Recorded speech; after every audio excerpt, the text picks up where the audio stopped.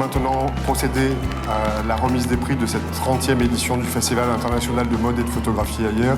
Il y avait des choses totalement différentes, des natures mortes un peu froides, des voyages qui ont pris du temps et qui sont passés de la Méditerranée à l'autre côté de l'Atlantique. Le prix spécial du jury photographie est attribué à Evangelia Cragnotti. Donc c'était assez difficile de juger des images juste pour le choix d'une image. Il fallait creuser un petit peu et voir la personnalité des gens, avoir un rapport avec eux et parler avec eux pour vraiment découvrir la finalité de la chose. C'est à nous d'essayer de se mettre à leur portée, d'essayer de comprendre leur projet et d'essayer de voir ce qu'eux vont devenir et souhaitent en fait faire de leur travail.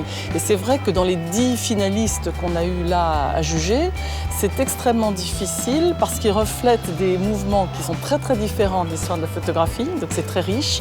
Et en même temps, c'est vraiment des choix qu'il faut faire et assumer. Donc le grand prix du jury photographie est attribué à Sjoerd Knibler.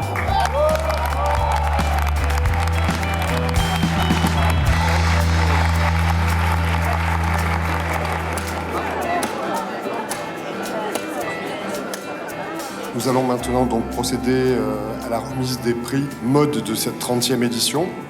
Donc la Maison Chanel a décidé de créer une mention spéciale du jury mode pour le 30e anniversaire du festival d'hier.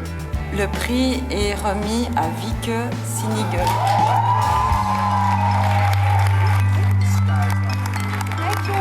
Ça fait du bien pour la mode parce qu'on est un peu loin de New York et de Paris et c'est pas pour ça que le talent n'est pas présent, aussi bien dans le choix des jurys que sur le podium. Mais moi je suis très attentive aux cheveux, au maquillage dans un défilé, au choix du mannequin et franchement c'était exceptionnel. Tout le monde a aimé Nelly Schubert tout de suite. La personne est vraiment extra.